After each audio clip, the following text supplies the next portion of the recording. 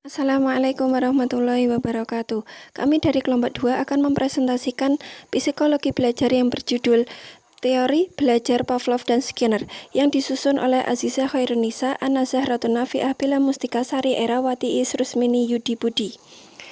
Yang pertama, menurut Ivan Pavlov, paradigma conditioning klasik merupakan karya besar Ivan Pavlov 1849 sampai 1936, ilmuwan Rusia yang mengembangkan teori perilaku melalui percobaan tentang anjing dan air liurnya.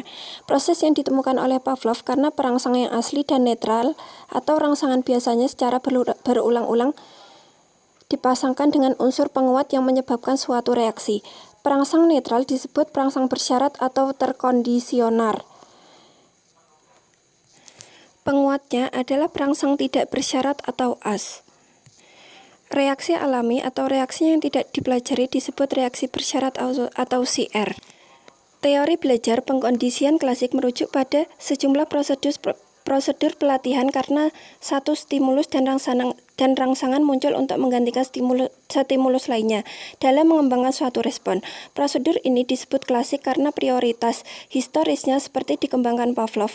Kata klasikal yang mengawali nama teori ini semata-mata dipakai untuk menghargai karya Pavlov yang dianggap paling dahulu di bidang conditioning, upaya pengkondisian, dan untuk membedakannya dari teori conditioning lainnya. Pavlov mengaplikasikan istilah-istilah tersebut sebagai suatu penguat. Maksudnya, setiap agen seperti makanan yang mengurangi sebagian dari suatu kebutuhan. Dengan demikian, dari mulut anjing atau keluar air liur sebagai reaksi terhadap makanan.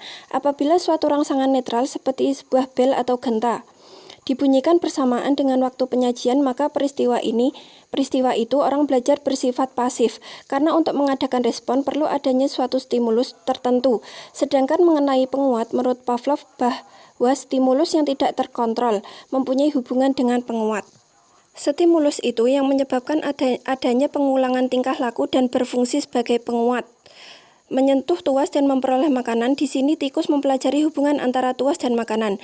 Hubungan ini akan terbentuk apabila makanan tetap merupakan hadiah bagi kegiatan yang dilakukan. Conditioning operant juga melibatkan proses-proses belajar dengan menggunakan otot-otot secara sadar yang memunculkan respon yang diikuti oleh pengulangan untuk penguatan. Tetapi hal ini masih dipengaruhi oleh rangsang-rangsang yang ada dalam lingkungan, yakni kondisi dan kualitas serta penguat. Yang kedua, menurut Burrhus Frederick Skinner. Skinner adalah seorang psikolog dari Harvard yang telah mengembangkan teori berjasa perilaku terhadap rangsangnya mempengaruhi Watson. Pandangannya tentang kepribadian disebut dengan behaviorisme, jawaban-jawaban yang akan diperlihatkan. Oleh sebab itu, penguatan-pengulangan rangsang-rangsang diperlihatkan sesuatu jawaban tingkah laku yang diharapkan merupakan hal penting pada conditioning operant. Agar suatu jawaban atau tingkah laku yang baru dapat terus diperlihatkan, diperlukan penguatan rangsangan sekunder atau melalui penguatan rangsangan yang Menurut Skinner, perkembangan adalah perilaku. Oleh karena itu, para behavioris yakin bahwa perkembangan dipelajari dan sering berubah sesuai dengan pengalaman. Konsep-konsep dikemukakan Skinner tentang belajar lebih mengungguli konsep pengalaman lingkungan. Untuk mendemonstrasikan pengondisian operan di laboratorium, Skinner meletakkan seekor tikus yang lapar dalam sebuah kotak yang disebut kotak Skinner. Di dalam kotak tersebut, tikus dibiarkan melakukan aktivitas berjalan dan menjelajahi keadaan sekitar. Dalam aktivitas itu, tikus tanpa sengaja menyentuh suatu tuas dan menyebabkan keluarnya makanan.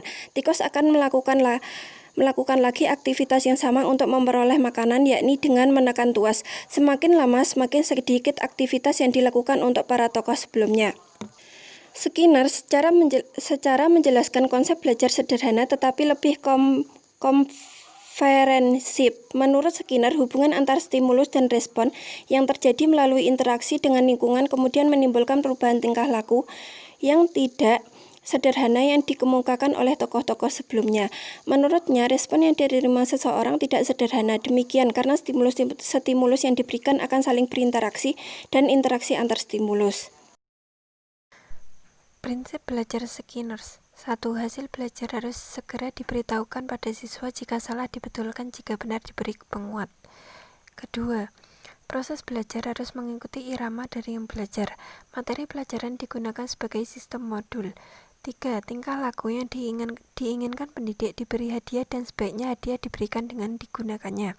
Sekian dan terima kasih.